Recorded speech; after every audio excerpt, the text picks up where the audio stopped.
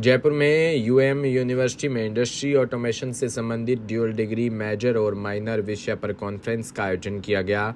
University के vice chancellor professor doctor Biswajoy Chatterjee ने बताया कि मैकेनिकल फर्मों की उचित इंजीनियर नहीं मिल रही, क्योंकि उनकी जो मशीनें हैं, उनकी जो इंडस्ट्रीज है या कहें कि जो मैकेनिकल फर्म है वो भी ऑटोमेशन की तरफ जा रही है। इसलिए पूरी मशीनें मैनुअल रूप से संचालित नहीं होती, यह स्वचालित रूप से संचालित होती है और सभी भौतिक उपकरण साइबर फिजिकल उपकरण बन गए हैं।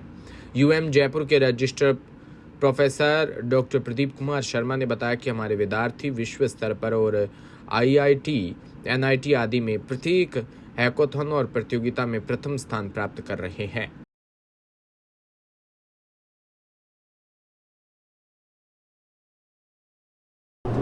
देखिए, हम लोग यूएम जयपुर में सब आज जानते हैं कि हमारे यहाँ पे प्लेसमेंट सबसे अच्छा होता है और स्टूडेंट्स बढ़िया प्लेसमेंट्स उनको मिलता है। इसका रीज़न ये है कि हम बहुत सारी इनोवेशंस लाते हैं हमारे पढ़ाई में, तो इनोवेशंस के वजह से होता है। जैसे हम लोग देखे हैं कि कोर इंडस्ट्रीज़ में there is a huge demand of people who know the machines, core machines, at the same time they know the coding, the programming, so that those machines can be automated, उनको automate किया जा सके।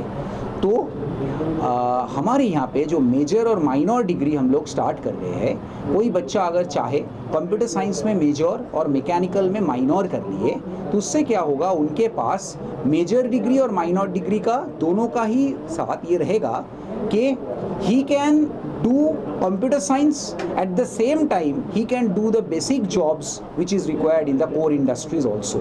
तो वो machine को भी जानता होगा और मशीन को ऑटोमेट भी कर पाएगा। तो ये डुअल डिग्री हम लोग प्रोवाइड करा रहे हैं बच्चों को। इसके वजह से बच्चों को बहुत अच्छा प्लेसमेंट्स मिल रहा है, बहुत अच्छा प्लेसमेंट्स आज भी मिले हैं और अगले दिनों में और ज़्यादा अच्छा प्लेसमेंट मिलेगा। और हम लोग ये भी थोड़ा मिस हो गया था, मैं बोलना चाहता हूँ कि देखिए, आप अगर ये देखो, हमारे जो रिसर्च देखो, इनोवेशन देखो, तो आज जो इंडिया गवर्नमेंट ने क्या किए है, एक कपिला बोल के स्कीम निकाले है, जो वो पेटेंट्स को फंड दे रहे हैं। तो वो फंडिंग में अब अगर कपिला के पोर्टल में देखो, गवर्नमेंट के पोर्टल में, तो बाकी सारे यूनिवर्सिटी मिला के जितना फंड आए हैं, उससे ज़्यादा पेटेंट फंडिंग हमारी यूएम जयपुर को हुआ है गवर्नमेंट के तरफ से। तो उतना रिसर्च पे हम फोकस कर रहे हैं, उतना पेटेंट, उतना इनोवेशन हम ला रहे हैं। तो कोर्स में भी हमारी इनोवेशन की ज़रूरत था, तो इसलिए we have started with major and minor degree, जिसके ज़रिए हम बोल सकते हैं कि जो बच्चे हमारे यहाँ से पास होके निकलेंगे, वो बच्चे मेजर तो बहुत, मतलब मैकेनिकल या इलेक्ट्रिकल जिसमें वो मेजर करेगा वो तो बहुत अच्छा करेगा ही करेगा। अगर वो कंप्यूटर साइंस में माइनर करे तो वो कोडिंग भी बहुत अच्छा करेगा and he will be a big skill, a huge skill for the industry. और इंडस्ट्री के आज जो मैन पावर का रिक्वायरमेंट है, वो रिक्वायरमेंट बहुत अच्छे तरीके से हम लोग पूरा कर देंगे हमारे बच्चे के ज़रिए, यूएम जयपुर के बच्चे के ज़रिए। आपका नाम बताइए। मेरा नाम है Biswajoy Chatterjee. I am the vice chancellor of University of Engineering and Management, UEM Jaipur. नमस्कार, मेरा नाम है Shankar Singh. I am senior manager corporate relations, University of Engineering Management and Jaipur. मैं प्लेसमेंट देखता हूँ करीब यूएम जयपुर का। देखिए, यूएम जयपुर में जो प्लेसमेंट है ना, ये सबसे मैंने राजस्थान में अगर देखा जाए तो ऑलमोस्ट टॉप मोस्ट प्लेसमेंट हम लोग प्रोवाइड करते हैं शुरू से ही लेके।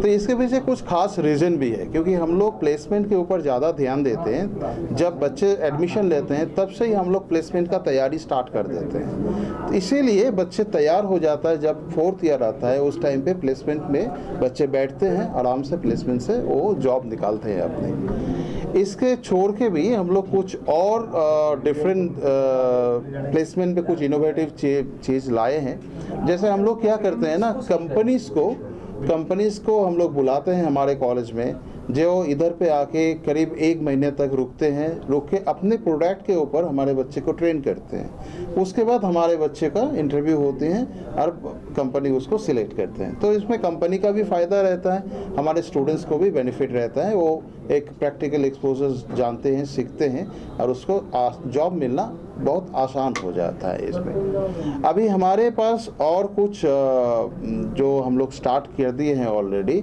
जैसे अभी देखिए 25 जो बैच है, इसका प्लेसमेंट ऑलरेडी हम लोग प्रोसेस स्टार्ट कर दिए, जिसका पहला प्लेसमेंट ड्राइव भी है जुलाई फर्स्ट वीक में। तो इस तरह का हम लोग हर साल बहुत ही माने टोटल राजस्थान में पहले हम लोगों का प्लेसमेंट स्टार्ट हो जाता है और ये मोटा मोटी ख़त्म हो जाता है।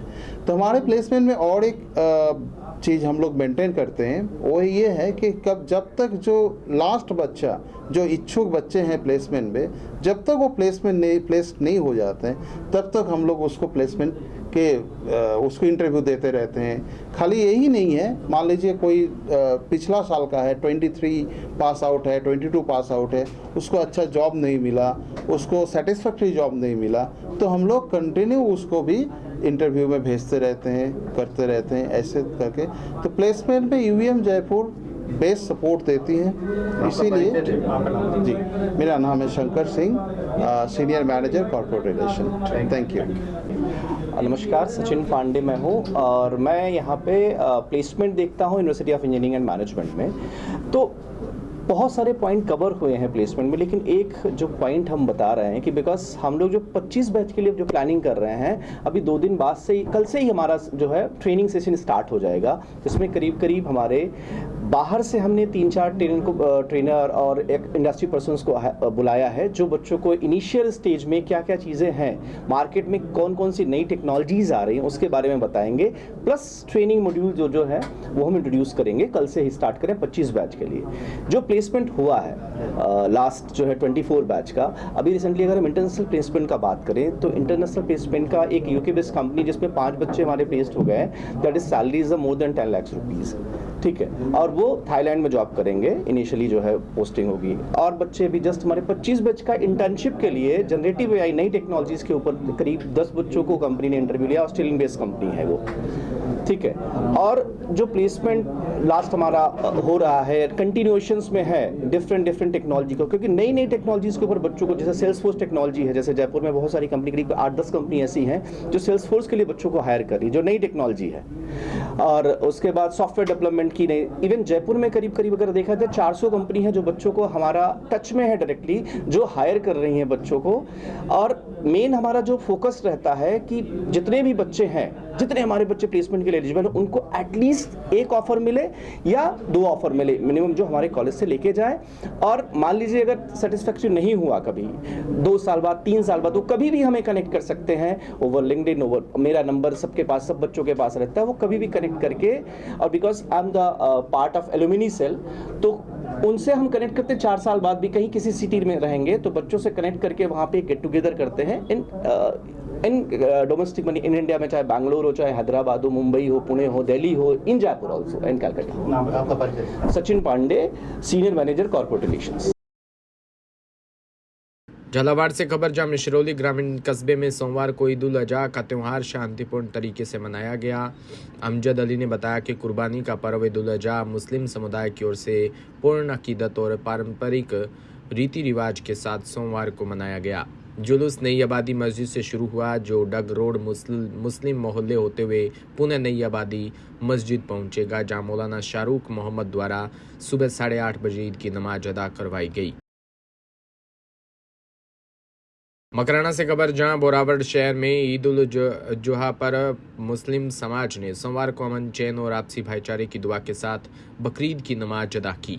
ईद की नमाज के लिए अंजुमन कमेटी की ओर से बड़ी ईदगाह में व्यापक इंतजाम किए गए। शहर की मस्जिदों में सुबह 6:15 बजे और बड़ी ईदगाह में 6:45 पर, लगन शाह मस्जिद में सुबह 7:15 बजे ईद की नमाज अदा की गई।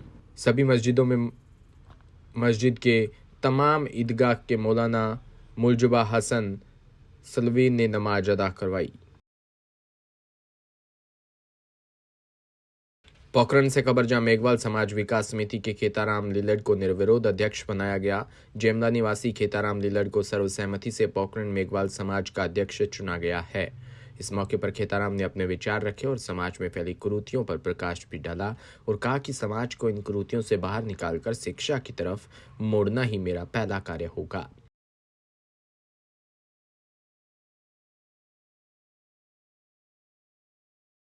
केलवाड़ा से खबर, जहां कस्बे में महज 5 किलोमीटर दूरी पर स्थित छोटा सा सिलोरी गांव, जिसे वर्तमान में सिलोरी धाम के नाम से जाना जाता है। यहाँ पर रघुवीर जी महाराज के द्वारा विगत 10 वर्षों से चमत्कारिक दरबार लगाया जा रहा है। यहाँ पर आने वाले श्रद्धालुओं की समस्या को बिना पूछे पर्चे पर महाराज के द्वारा लिख दिया जाता है। आने वाले श्रद्धालुओं को समस्या का उचित परामर्श भी दिया जाता है।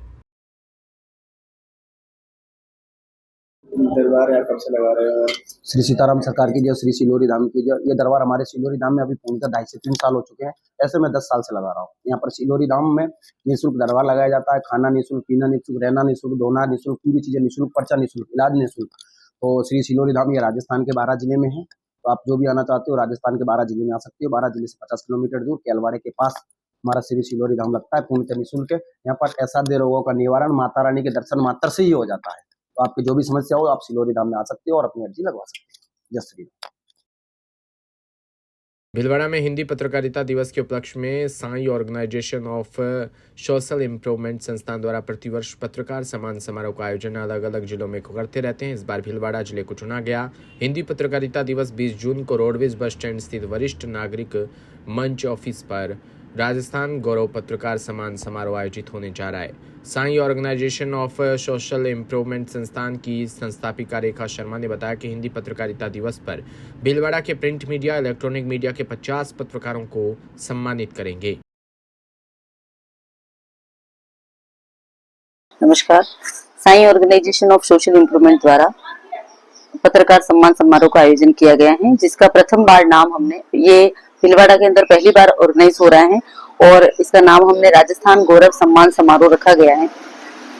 ये तीसरी बार संस्थान द्वारा कार्यक्रम का आयोजन किया जा रहा है, जो वरिष्ठ नागरिक मंच भीलवाड़ा के अंदर रखा गया है। और इसमें माननीय जिलाधीश महोदय, पुलिस अधीक्षक महोदय और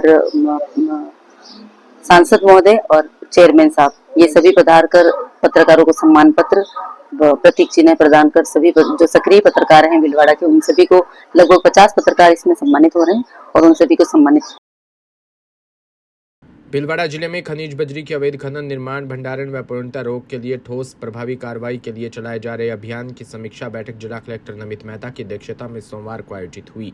बैठक में जिला पुलिस अधीक्षक राजन दुष्यंत, अतिरिक्त जिला कलेक्टर वंदना खोरवाल, खनिज अभियंता चंदन कुमार एवं वीसी के माध्यम से जिले के सभी उपखंड अधिकारी, तहसीलदार एवं पुलिस अधिकारी उपस्थित हुए। खनिज अभियंता चंदन कुमार ने बताया कि बैठक में जिला कलेक्टर के निर्देशन में 11 जून से अब तक खनिजों में अवैध खनन, निर्माण, भंडारण के विरुद्ध की गई कार्रवाई की समीक्षा की गई है।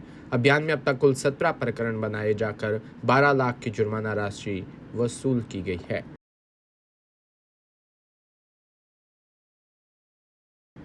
बस्सी से खबर, जहां अखिल भारतीय विद्यार्थी परिषद बस्सी नगर मंत्री के बलसेरा के नेतृत्व में बस्सी विधानसभा की खिजूरिया तिवाड़ियान पंचायत के चतरपुरा, पीलिया, बाड़महादेवपुरा सहित आसपास के क्षेत्र के पक्षियों के लिए परिंदे लगाए गए।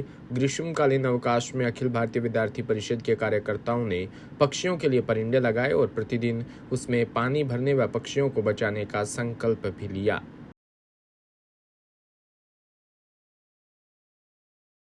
वहीं निर्जला एकादशी के पावन पर्व पर दिन भर पुण्य का दौर चला। इसी बीच सूरतगढ़ के शोपुरा कस्सी पर दुकानदारों ने सामूहिक रूप से राहगीरों को मीठा जल पिलाया।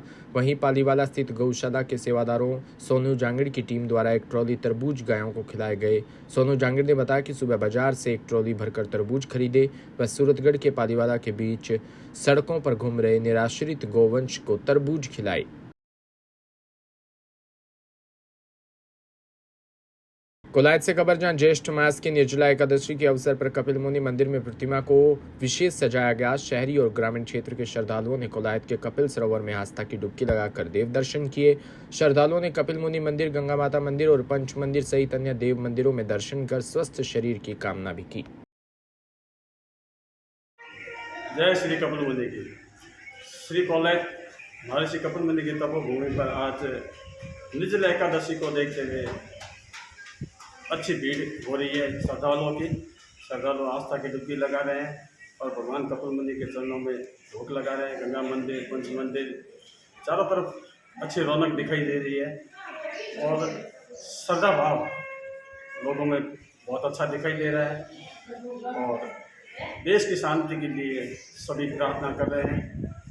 हमेशा शांति बनी रहे। गायों की सेवा हो रही है और तालाब में श्रद्धा की डुबकी लगा रहे हैं। लेकिन एक बात, जो तालाब को अगर देखा जाए तो कमल बेल और अन्य घास की वजह से तालाब का पानी पूरी तरह से अभी थोड़ा दूषित हो रहा है। मछली भी काफ़ी हो गई है। प्रशासन अभी तक इस तालाब की तरफ ध्यान नहीं दे रहा है।